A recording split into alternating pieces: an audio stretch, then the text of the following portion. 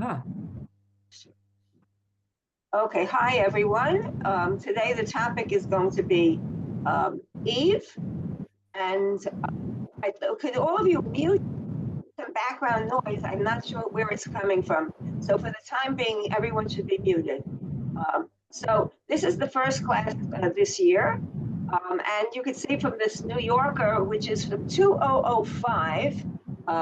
This is Adam and Eve are fleeing Manhattan for Brooklyn over the Brooklyn Bridge. And since there's a lot of fleeing and escaping this year, and people, I thought this was very opportune in terms of what's been happening in Israel this year. That this is a cartoon that with the expulsion from the Gan Eden that used to be in the South. When you talk about Eve, the creation of Eve, there's a couple of I really don't know where that noise is coming from. Could everyone please mute? Because there's some noise coming in. It says, is it Lit Sabin or something? There you go. Okay, thank you. So you can see here, which is very interesting. We're looking at a few of these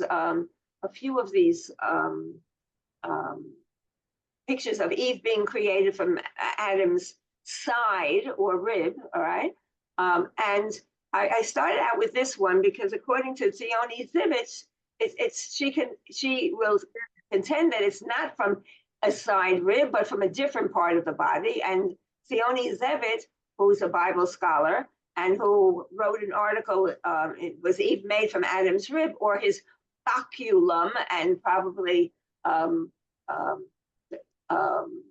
Norman probably knows what a baculum, os baculum is. But anyway, she writes that it's probably because of the translation being wrong in the Septuagint, and that the word Selah, right? The word Selah in the Adam and Eve story suggested that Eve was created actually from the penis bone. Okay, so this is very interesting because most of the pictures that we see have him coming out from a side. So here's the famous picture of Michelangelo's depiction of the creation of Eve from the rib of Adam, also coming from the side. All right, here's that's in the Sistine Chapel, and here's a close-up of it. Okay, you can see again that she's coming out of his side. And here's another picture. This is on a cathedral, a facade of a cathedral, a marble roof, again where she's coming out of his side.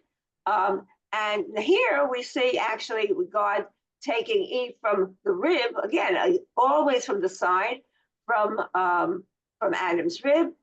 This is a book from the 15th century, 16th, 15th century.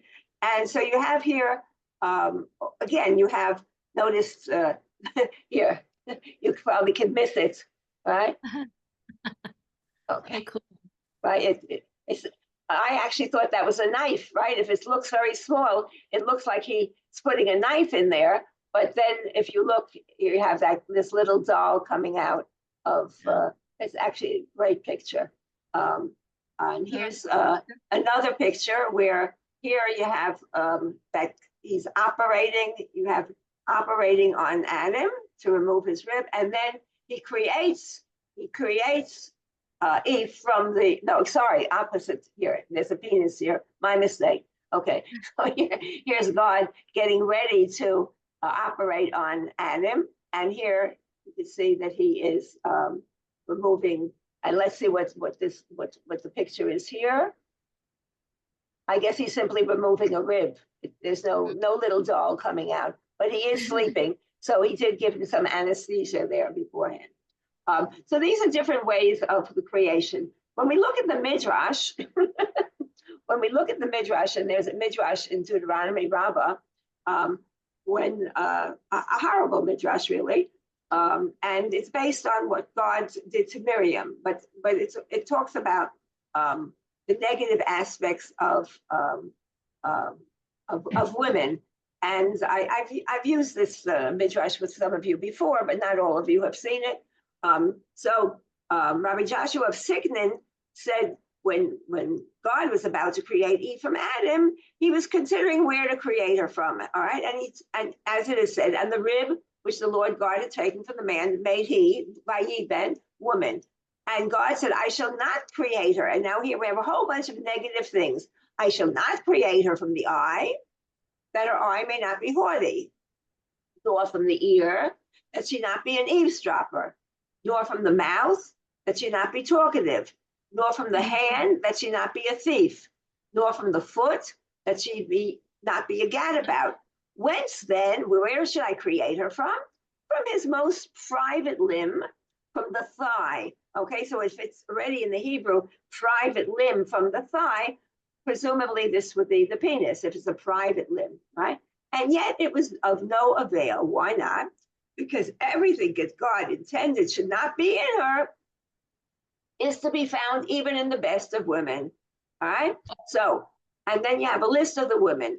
I will not create her from the eye, that her eye may be not be haughty. Yet of Eve it is written, and when the woman saw the tree, right, etc. Right, the ear, that she not be an eavesdropper. Oh well, Sarah was eavesdropping; she was hearing. Right. Don't create her from the hands, that she won't be a thief. Well, our mother Rachel stole the cherubim, the gods, Laban's gods. The foot, Leah, all right, because Leah went out to meet her husband to lure him in, so she would have sex with him so she could have another child. And finally, the mouth, which Miriam, who was accused of being gossip, who spoke negatively about Moses together with Aaron, and see what beheld her, and remember what the God did to Miriam. So there's a horrible midrash to talk about all the negative traits of women, all based on God about to create Eve, but he had second thoughts about, how should he do this? Because there's all sorts of negative things. So to counteract that negative midrash, I thought I would bring in this poem, which appeared in Lilith. And Alicia Ostriker, who actually is occasionally shows up here. She's a poet laureate, actually, and I'm in touch with her every now and then. And she talks about the poem being a dreamlike, sensual, mystical depiction of Eve. Before is contrasted with an after, in which she and Adam are covered instead of naked, and the song with no sound is gone. What has happened? The final line is a shock, but I think the skins which cover the once innocent pair are a clue. An animal has been slain to obtain the skins. From now on, Eve will perpetuate the slaying of animals. I think about all the mink coats. Perhaps that is the real loss of innocence. Okay, so let's read that. Sue, would you like to read that? Sue Sure. Reese. She was like a baby before the encounter, hypnotized by colors, the taste of fruit, cool juice running down her wrist.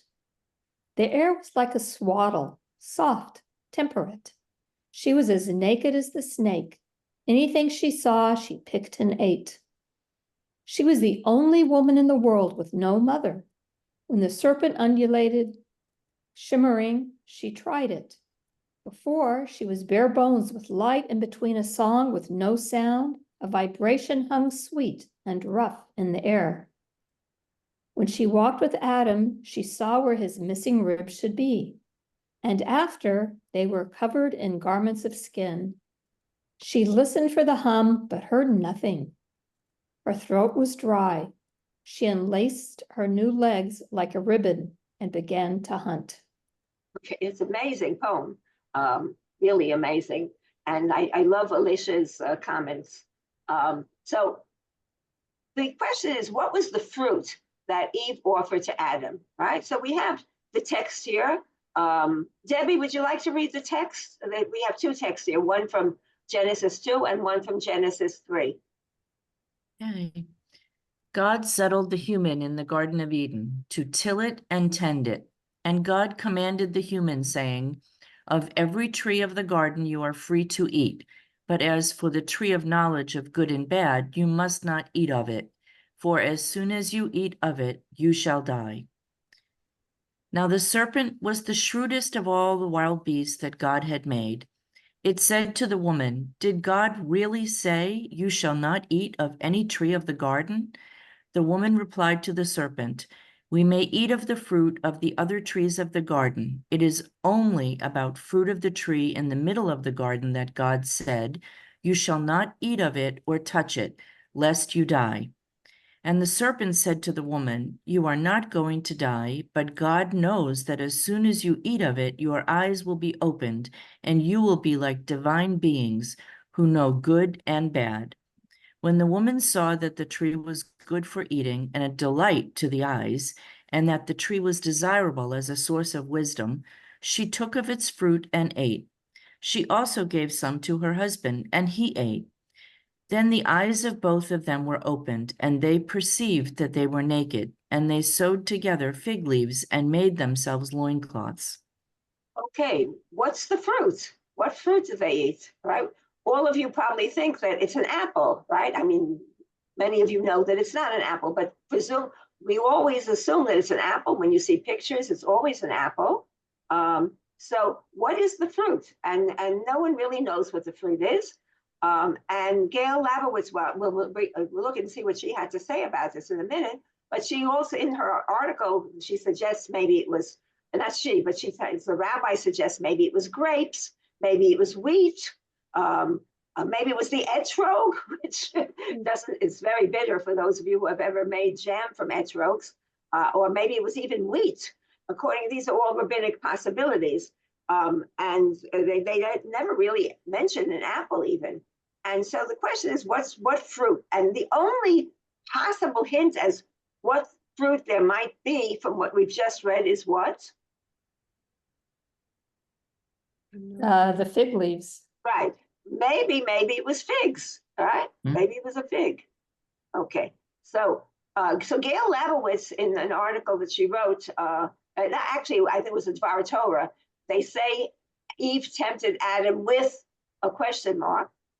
So Rabbi Labowitz, who teaches at the seminary in California. Ziegler, thank you. So she writes, I just excerpted a certain part, very short part of her article. There's yet one more explanation to consider. This is the fact that they don't mention, right? The fact that they don't mention what the fruit is. One chain of rabbinic authorities passed down among them a tradition that the indeterminacy of the biblical text is deliberate and should be preserved. In other words, it's good that we don't know what the fruit is. The Holy One did not reveal what it is and will not ever reveal it.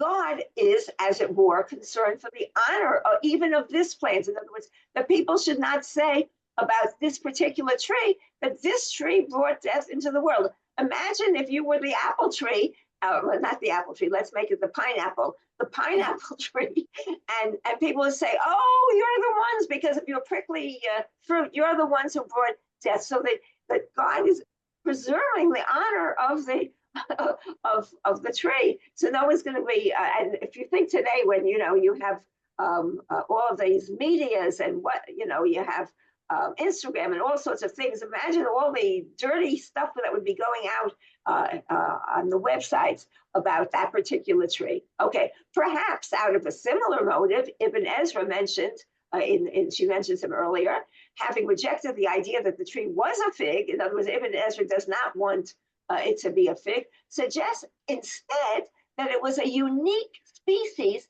existing only in Eden. Maybe there was some fruit once upon a time in Eden which no longer exists. So both of them are the same idea. We will never know what the fruit was. Okay, and then she goes on in her conclusion, towards the conclusion, perhaps the tree and the fruit are not named because they are not one thing. For some, it will be an apple. For other, grapes, figs, an etrog, or wheat. And for yet others, silver, gold, fleshy pleasures, or even a pink Cadillac. The point might be that life is full of temptations, and those temptations involve both risk, sin, but also potential reward, knowledge, the things that make us most human. The fruit of the tree could be anything. The true test is knowing what our own temptations are, and most often finding the strength to pass them up but every now and then also knowing when to take them, despite or because of the consequences. And I don't know if any of you came across any blogs this week about the last week's portion about why do we have sin and evil in the world?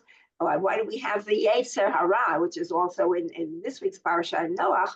And one of the reasons is that maybe it's good that we have the Yetzer Hara, the evil inclination, because without the evil inclination, we would all be outside doing absolutely nothing, sitting in the sun and enjoying ourselves. And having the evil inclinations for what makes us compete, makes us do things, makes us inquire. So perhaps that's the reason why we have it. Anyway, she mentioned the pink Cadillac in her article, and she had this quotation from Bruce Springsteen from a song from, I think, the 70s, which some of you may remember. I don't remember, but anyway, this is the part about Eve. Well, now, way back in the Bible, temptations always come along. There's always somebody tempting, somebody into doing something they know is wrong. Well, they tempt you, man, with silver, and they tempt you, sir, with gold. And they tempt you with the pleasures that the flesh does surely hold. They say Eve tempted Adam with an apple, but man, I ain't going for that. I know it was her pink Cadillac. I listened to the music, which I thought I would share with you, but I couldn't stand the music, so I decided not to share it with you. But feel free afterwards to go in yourselves and listen to the music. You don't like Bruce Springsteen? I didn't like the music. No, sorry about that. Okay.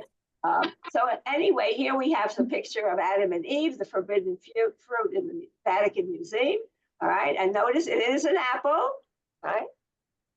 Right. That's what it looks like to me. It is an apple. All right. It could be unripe persimmon. Okay, it could be, we don't know, it's true, it could be anything, you're right, but it looks a little bit to me like an apple. Because you want it to be an apple, it's okay. Right, we want it to be an apple, okay. Here we have here Adam and Eve, a Flemish painter eating the fruit, and here we could see, what is it? This is definitely an apple tree here, right? This is very Christian, as you can see. You can see Jesus is on. This is amazing. We have here the snake, right? That's probably Lilith or the snake in the form of a woman. But notice on the cross you have Jesus here. This is really a very interesting picture, right? And here we have. So here I decided to give myself a little plug. From my midrash. So here we have Adam and Eve eating the forbidden fruit and being expelled from paradise. Here they're eating the fruit down below. Right, also looks like an apple. And here they're being expelled from paradise.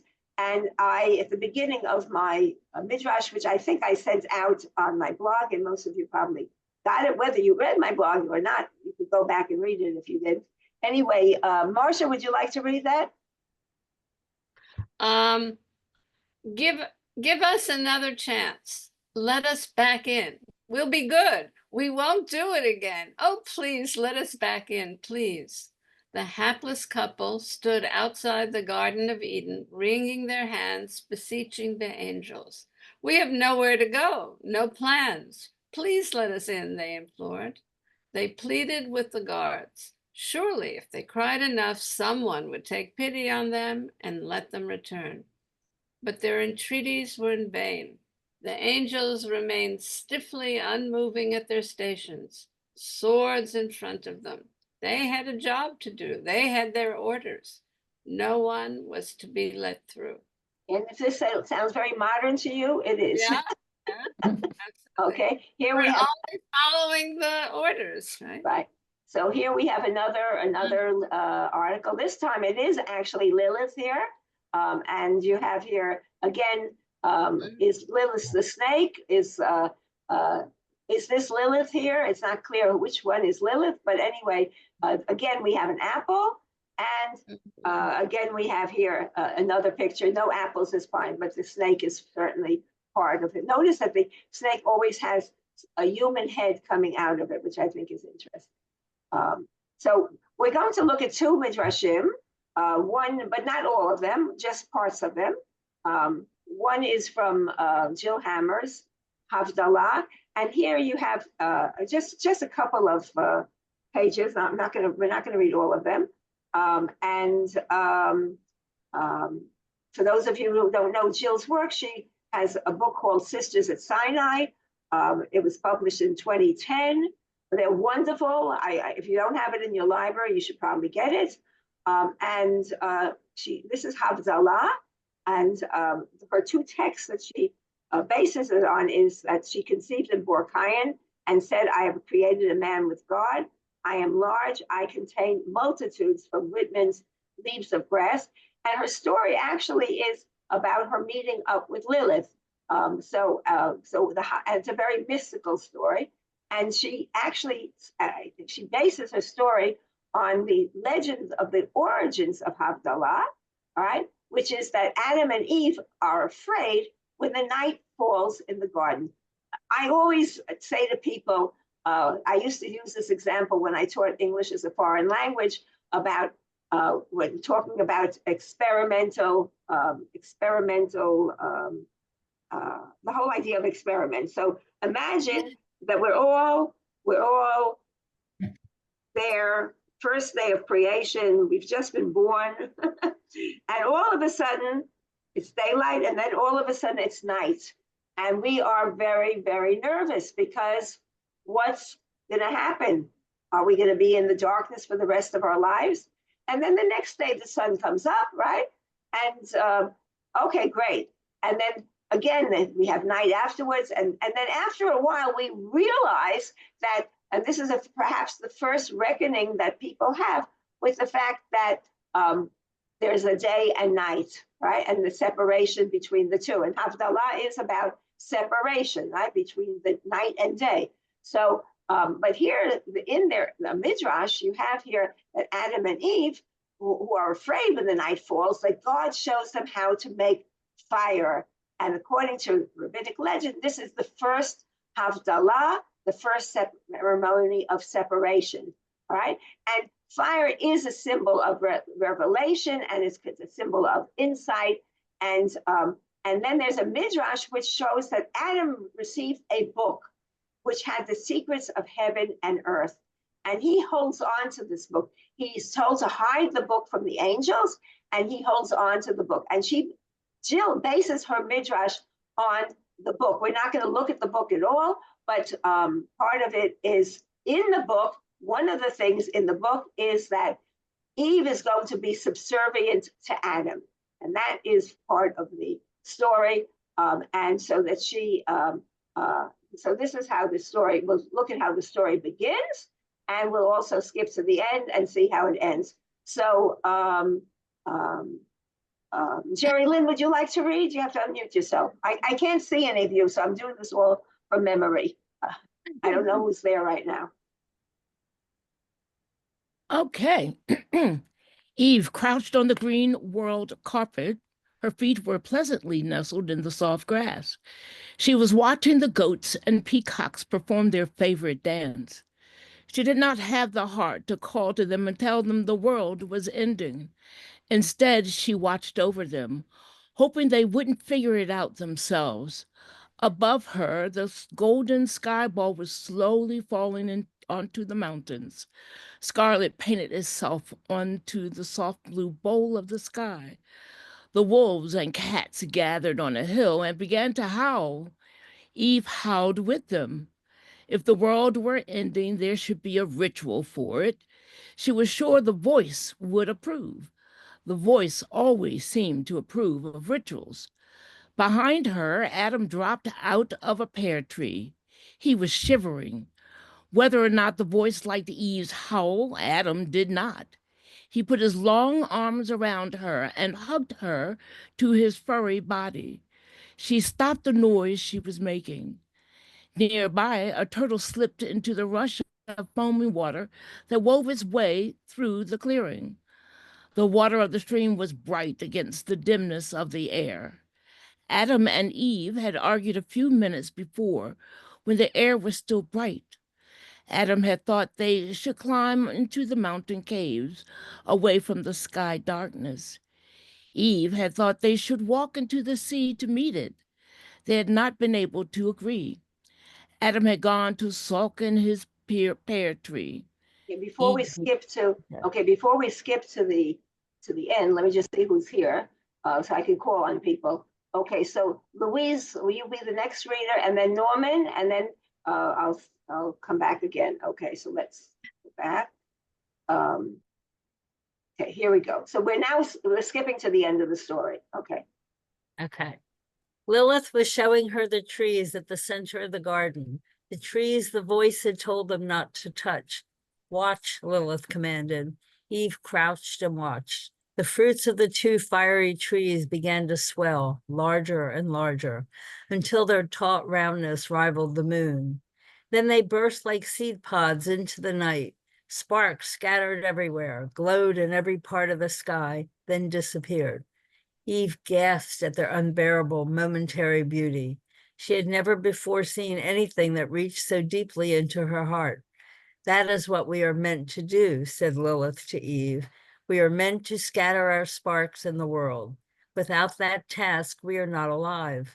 And so you must begin death and hope and children. You must bear bodies for the souls that are waiting. You must begin the story, Eve.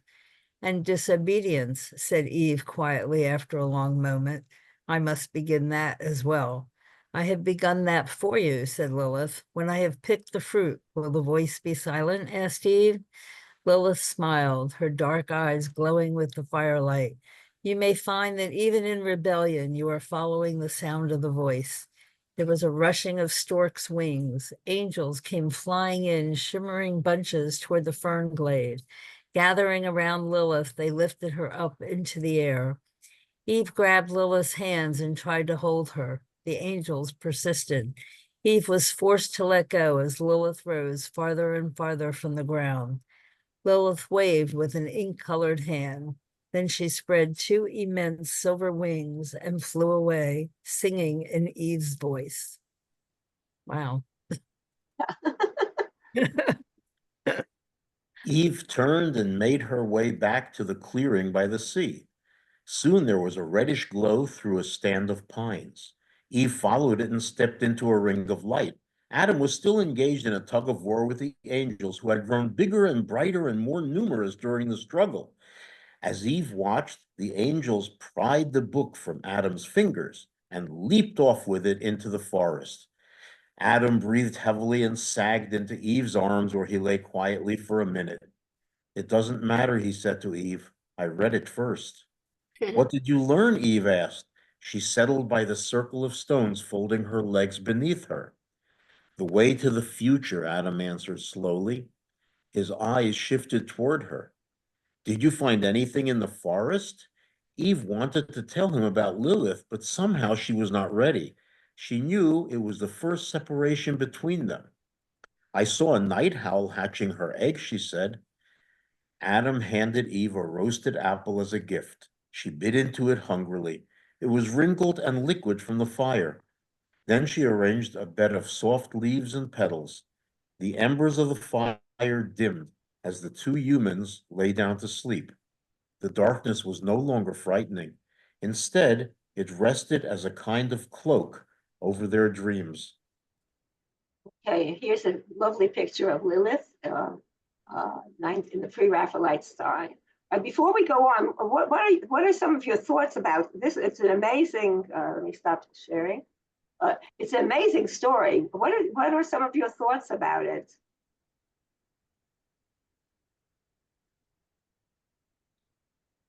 You're stupefied. Oh, it's beautifully written. It's beautifully written, and remember, it's called Havdalah, right? So She writes beautifully, exquisitely, really exquisitely, and it really gives you something to think about, this scene of the two of them alone together. okay, what does he not tell her about the book? The future. Oh, well, you say the book is negative towards women. Yeah, isn't He that doesn't interesting? That you mean Sefer Raziel? it's Which interesting that he chooses not to say that I'm going to be, the boss. Yeah. Because he's not acting like the boss really in the description, Oh, you know? and not at all, not at No. all. So there's hope, Maybe it should have remained that way. maybe it's possible, yeah. So But Eve also doesn't tell him what happened. So Yeah. in a way, they're both starting to keep secrets from each other. right. So in other words, what is the difference, the Havdalah now in the world? Separation. There's a beginning of separation. So she may have come out of the rib, right? But they're two distinct people, and she is influenced by Lilith, but not, we don't see Lilith as a troublemaker. I have a whole thing about Lilith, which maybe we'll look at another time. But today I wanted to focus more on Eve. So the next Yeah, one. wait, it's also interesting that she has Adam giving Eve the apple. She's turned the text over of Oh, yeah. who. And he's using technology because it's a cooked apple, right? In other words, it's if you think about it, right? It's cooked, and so he's using technology of fire, which people sort of say the very first thing that we the very first thing that we that made a difference in the world was fire. I mean, that's one of the first things. And it also probably led to eating animals as well, because when the first God loves the smell of animals and sacrifices, and whenever the smell of animals when there was the first fire, whenever that was. Okay, I have no idea who 1/7, or maybe that's Janet. Janice. Okay, so let's go back. Sue, I hope you'll forgive me. I'm using your but I excerpted. Oh, In other words, okay. Sue Reese, you could all see, is here, and so I took. I think it's your first story from your book. Yeah, because I put them in kind of the order of the Right, synopsis. the order of the midrashim. Yeah, I highly recommend that you put it up already soon, so we can all have access to it. I just have gotten some comments back from some of my first readers, and I'm going to send it out for a formal copy edit, and then I will make it available to everybody. Right. Okay, so let me share. Go.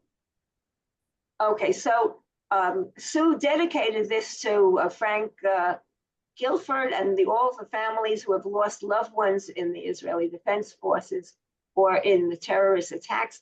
And it's called Chava, the first bereaved mother. Obviously, there's no way I could have started today's class without an acknowledgement of everything that we're going through. And I will end with humor, but I felt it was important to start with this. So wait, wait a minute, I should go back again to get myself some readers. So who have not, so Toby, will you be a reader? And Barbara, will you be a reader, the second reader, okay? So let me go back to share it.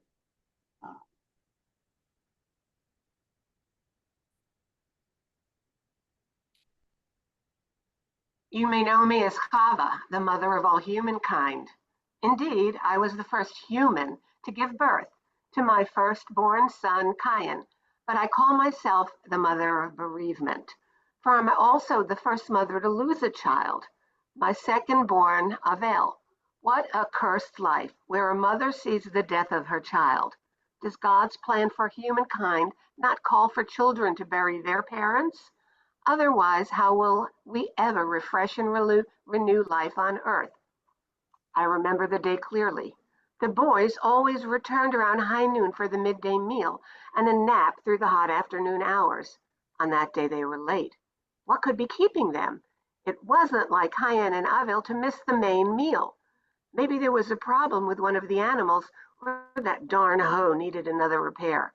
I wasn't worried yet, but as the sun began to sink below the hills, my motherly instinct told me that something was wrong. I ran to get Adam, who was wiping the dirt from his hands as he finished tilling the garden rows.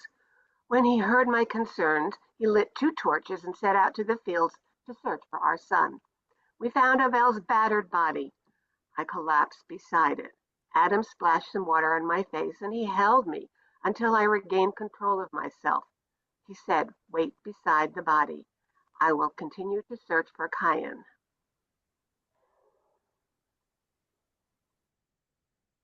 Adam never found Cain. It was days later before God spoke to Adam. Cain has spilled his brother's blood. I have banished him to wander.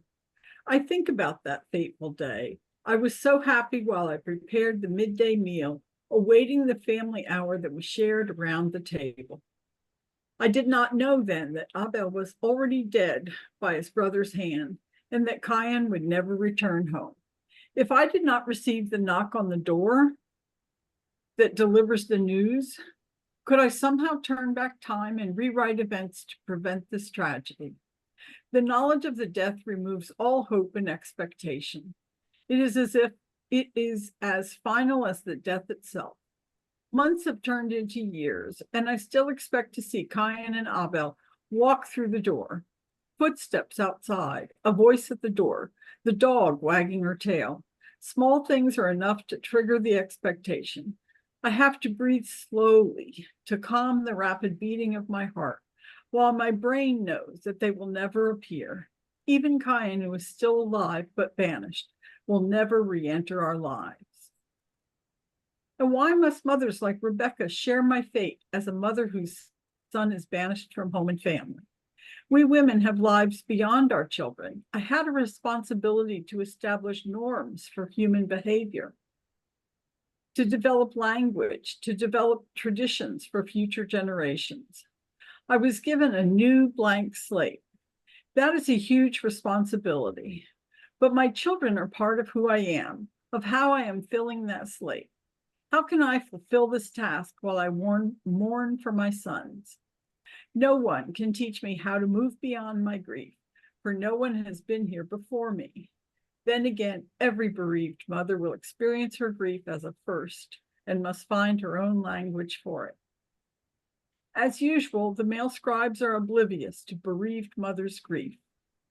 They believe that giving birth to a new male child can erase the pain of having lost 2 others, that a new infant can replace a dead sibling, as if a male heir should be the goal of my life. May all dead children rest in peace. Yitgadal v'yitkadash shemei Rabbah. Okay, this is very, very, very hard stuff. So when you wrote it, did you write it this year? I actually started it well before October 7th. I mean, most of you probably don't know my personal story. I myself am an IDF widow. The dedication was to my late husband. So it was something that was very personal to me when I was writing it, even though it was a spouse and not a child, but Okay, but I don't know about you. I had chills, you know, when it was being read, because it's just it felt yeah, it kind of hits the spot of what's happening now. yeah. And so the knock on the door and going back and this is, by the way, the whole story of the exile from Eden. And even when you think about it, the whole violence of the way the world was came into being, you have to separate things, right? Everything was all together, and then you have to separate. You have to separate the water from the earth, and there's all the myths about the separation, and the whole idea of and the fact that there's evil in the world, and God wants there to be even where He's not willing to give up on keeping evil in the world, and all of these things are really mixed up with everything. I thought of ending a little bit. Feel free to say something, but I also thought of ending with something a little bit more cheerful at the end. But feel free to say anyone, if you would like to share something right now, we have somebody else here who has recently lost somebody new who has lost a member of a family on October 7th. She's new to the group here. If anyone would like to say something, add something, feel free to go ahead. I just Yeah, Geraldine? Did you start? Oh, you froze. That always happens, Geraldine, when you start to speak. That's the first time. She okay, freezes beautifully. Are you back? We didn't hear you. Geraldine, now you're muted.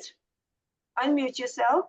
Okay, start. You didn't hear anything I said. Nothing. No, it's It's froze. so beautiful too. My goodness. No, Sue, really, in all seriousness, I had no idea, and I'm holding you in my heart right now, and thanking your husband for his service, but thanking everyone who's in that position, because it's a journey. It is definitely a journey, and for you to continue to write and share with us is a blessing for all of us. Thank you so much. I'm holding you, girlfriend. I'm holding you in my heart. Thank you.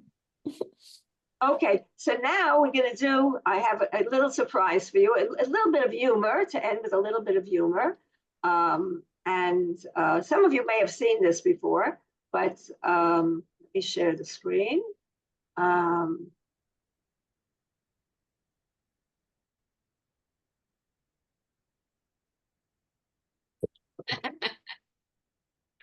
Oh my, look at that bow tie.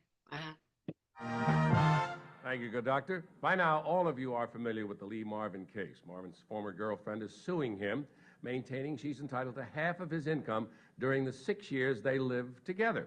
Now, if she wins, this could set a precedent for all the unmarried couples who at one time or another lived under the same roof. We wondered what would happen if this type of dispute had arisen ages ago with the world's first couple. How would Adam and Eve have handled it? Adam and Eve. Adam, where are you?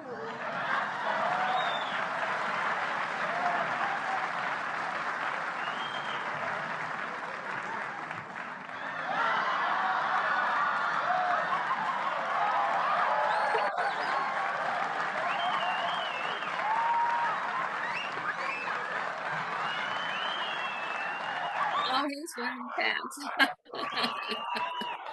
Where have you been? I'll tell you where I've been, Eve. I'm trying to find something interesting to eat. I tell you, I'm sick of apples. Apple strudel, we've had apple pie, applesauce, nothing but apples. What a drag. I notice you don't mind the apple cider once you let it get hard. Oh, Let God. me put it this way, I have to drink, Eve. We've had a headache ever since the day the Creator said, let there be light. Look, why don't you just go away forever and leave me alone?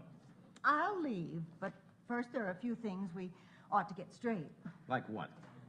Well, we did live together here for a number of years. So? Frankly, I feel I should be compensated for that time. You gotta be kidding. We were never legally married. No, but I performed wife work. I cooked, I cleaned, I took in the inseam on your fig leaf. Why didn't you just give me a smaller fig leaf? They don't grow that small.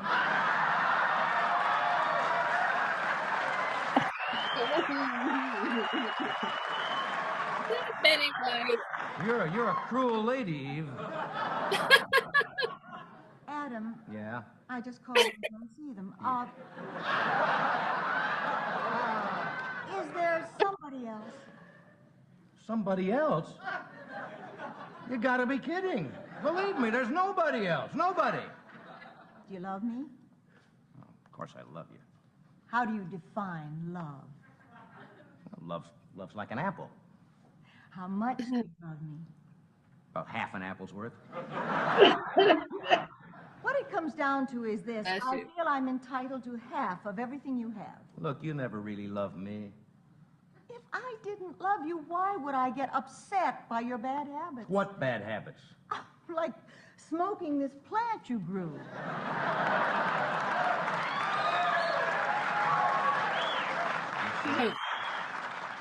This garden gold is dynamite. Well, you can't just throw me out in the cold with nothing. Ah, look, you spent a lousy 400 years with somebody, they think they own you. I want what's coming to me. And another thing, you don't trust me. Yeah, that's something I want to ask you about, Eve. Was I the first? How can you ask such a ridiculous question? It's just the way the snake keeps winking at me.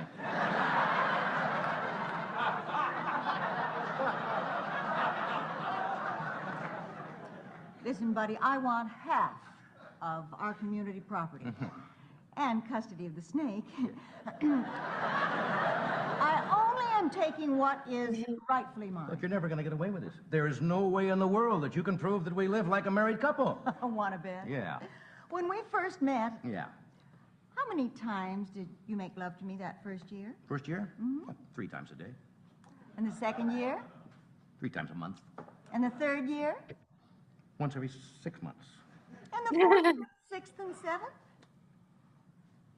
You know, she may have a point. Well, how are we going to settle this? I don't know. Adam. Oh, good. He'll know what to do. But she wants half of everything I have. Wrong. She gets everything. Let there be alimony. What?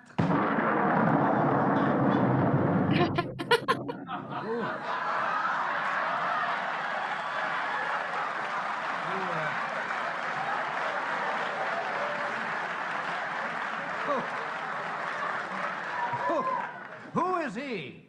The first lawyer. I'll start by taking this. Oh.